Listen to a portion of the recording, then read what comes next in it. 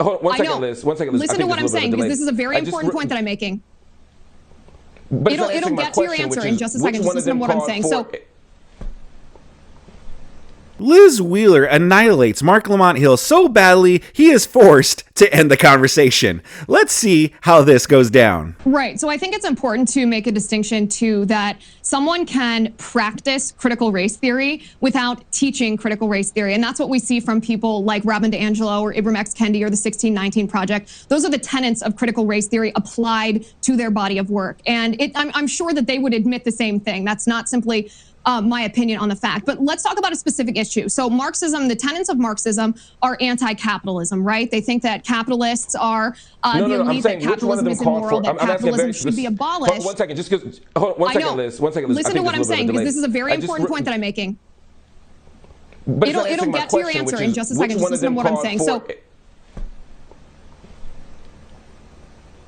I promise you that this will answer your question if you let me finish this. So capitalism is a tenet of our country, right? The free market economy is what makes America great. Marxism is anti-capitalist. So when you're looking at these scholars and you're looking at any number of the ones that I talked about, you see this critique of capitalism. You see this desire to abolish capitalism. They actually equate, many critical race theorists equate capitalism with white supremacy. They want to abolish capitalism. So as you know, when people are trying to spark a revolution, they focus on the tenets of how they're doing that. So if you want to know how it's applied, you look at these institutions. You say, okay, the nuclear family, okay, capitalism, okay, religious liberty, okay, the criminal justice system. You look at these tenets of American government, and it's more than that. It's the border, it's the Senate, it's all these different institutions that underpin our government and our society that these critical race theorists criticize and want to overturn. As I said, it's very important to contextualize what we're talking about, to give the full information to the viewers that we're talking to trace the history back to those that said, this is a Marxist tactic, this is how we're going to implement Marxism, and now we're watching that unfold.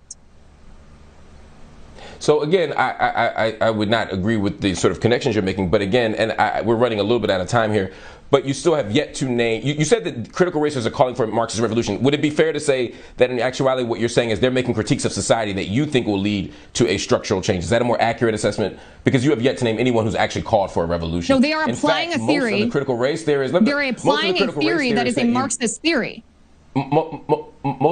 So again, communism back in the day used to be about class. It used to be about, lower class versus higher class, and about trying to, quote unquote, balance it out, so to speak, everyone equal.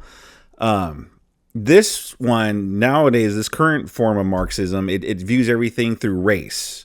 It still deals with class, but it views it more through the lens of race, where they just automatically assume, white people, they have it way better. They're all, not that they're all rich, but they, in general, have more success, and black people are held down and they're oppressed, and all these other minorities are held down or oppressed. It's still looking from an oppressor and oppressive lens, just from before when it was about class. Now it's about race. And yes, and there have been calls for revolution. I mean, what do you think Antifa is? Antifa follows the Marxist ideology and also follows the critical race theory ideology. And it does go along with structuring and restructuring, because you want to implement DEI practices in order to even things out in the workplace, which means that you're not going to hire people who are best for the job. You're going to hire people based on their race. So absolutely, it affects the structure of our society. I would dispute that it's a Marxist theory, or that they apply the theory, because one of the things you have to understand, I think, is that most of the tenets of critical race theory, most of the deepest tenets of critical race theory have been offered and made by other traditions, other intellectual traditions, other scholars, and certainly not exclusive to the Marxist tradition, or even primarily the Marxist tradition. So I would definitely disagree with that. But I want to get your sense on a quote if I may respond to that, Christopher. Just in the interest of time, I have to move on. I only have 2 minutes, and I'm fighting to get those 2 minutes, Liz. Christopher Rufo, who is one of the leading opponents of critical race theory, he's leading the charge, he's carrying the flag for this. He said, "We have successfully frozen their brand, critical race theory, into the public conversation and are steadily driving up negative perceptions. We will eventually turn it cultural insanities under that brand category. The goal is to have the public read something crazy in the newspaper and immediately think critical race theory. We have decodified the term and will recodify it to annex the entire range of cultural constructions that are unpopular with Americans. When you hear, it sounds like what Chris predicted is what's happening in this conversation, right? That we're taking anything that we don't like, anything that raises anxieties of Americans, we're dumping it into a single pile and saying that's critical race theory, and everybody should be afraid of it. It feels very similar to what we did with liberation theology 8 years ago when we were trying to scare people about the Obamas, or 12 years ago. It feels very much like a moral panic designed to get people into polls to vote against, particular political interests, than it does an actual intellectual critique. Because in many ways, this feels like a solution in search of a problem. I still don't see the revolution. Most critical race theorists that I know, in fact, everyone that I've read, they're not calling for Marxist revolution. They're not calling for overthrowing capitalism. They're calling for reforming markets. They're calling for challenging institutions, for reimagining society. I wish they were as radical. Wait a minute. What a freaking idiot. What a moron. He goes, there's no one calling for a revolution. They're calling for this. They're calling for that. They're calling for reimagining society. Oh, a nicer way, a little Disneyland way of saying a revolution? Isn't that what reimagining a society means? Kind of vamping everything? Like a revolution? Oh my God, what a freaking idiot this dude is. What do you guys think? Sound off in the comment section below. Subscribe to my channel if you enjoy content like this. Let's continue. As you say they are. But I'd like to get your take on that Rufo quote. I want to give you an opportunity to respond to that. Sure. Rufo says dump everything in. Do you agree? Sure. So I think it's important, again, not to talk in generalizations and not to be vague here, to give specific examples so that nothing is misunderstood. So let's talk about a tenet of critical race theory that's being taught right now in an Evanston school district in the state of Illinois.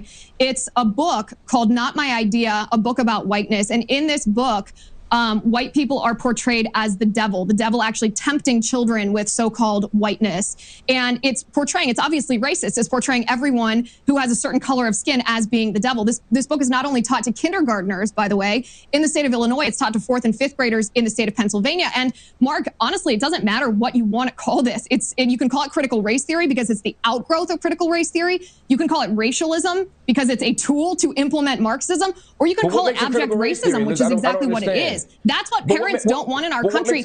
And this is my question. Do you think that that's appropriate to teach in American schools? I mean, that's a wonderful question. Do you think that's appropriate to teach in schools? Yeah, no, I don't think it's appropriate to teach in schools, nor do I think it's appropriate to just call it critical race theory. And even you yourself are implicitly conceding that point. You're saying, well, you can call it critical race theory, you can call it racialism. I could call it a hand mirror, but it doesn't make it one, right? So just because we throw labels on things doesn't make it that thing. It would be like if I went to every KKK rally and said, you know what? Let me explain. Let me explain. That's Republican doctrinism. That's MAGA. That's this. You would be very frustrated with that, and you would say that it's an inaccurate assessment. That book, that tradition that you talk about has absolutely no root. In this case, that's not a good analogy, because critical theory, so going back to critical theory teaches that there's no objective truth, right? That there's just competing narratives. And they teach that the worker class isn't going to rise up against the elite class to overthrow the government, to implement Marxism. Listen to what I'm saying. This is an important point that I'm making. This is an important point that I'm making. If you want to have a productive conversation, I think you're going to be interested in this. I am interested in it, but what I'm asking is, Herbert Marcuse identified racial minorities in America.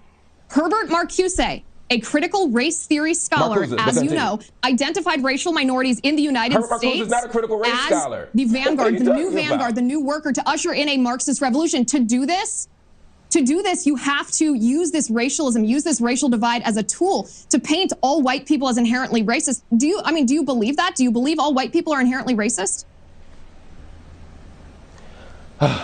So I don't know if you're backing me into a corner with that question, but yes, I do. I do believe that all white people are at some level, at the unconscious level, connected to racism. It's unavoidable. I think all men are sexist at some level. I think that is absolutely the case. But you said that Herbert Marcuse was a critical race theorist. That's simply untrue. That's ahistorical and inaccurate. Anyway, I got to go. I'll have you back, I promise. I got to take a commercial. Thank you for joining me, everybody. Wow. Jeez. You know, I'll give him credit. At least he just said it. Yes, I do believe all white people are, you know, a little bit racist and men are sexist. Well, I wonder if he thinks all women are sexist too, or if any minorities could be racist. It's almost as if he's been taught in critical race theory. Which, listen, if you're going to be honest and say, yes, I do believe that all white people are just like a little bit racist at least, well, then why not just say that, yo, yeah, this is critical race theory. And you know what? I love it. I love critical race theory. And you know what? It's also weird too. So on one hand, he believes all white people are racist, right? So then why is he against teaching at the children then? That's my contradiction here. So on one hand, he believes all white people are racist. But on the other hand, he's like, nah, we shouldn't be teaching that to children. Well, what is it then? I mean, if all white people are racist, wouldn't you want to teach that to children in order to, you know, root out the racism in these white people? I mean, if they're just all inherently racist, what's the point? But, and also to teach, you know, minorities that, oh, be careful for racism. And another thing too, he talks about how like, oh, everyone just kind of throws in, you know, everything lumps into critical race theory. I don't think that's true.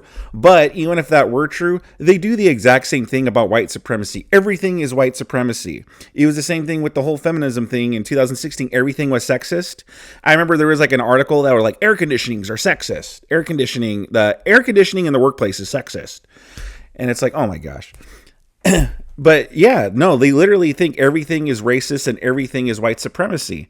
And what method do you use? Like not method, but what ideology or whatever that do you use to look at it through that way? Critical race theory.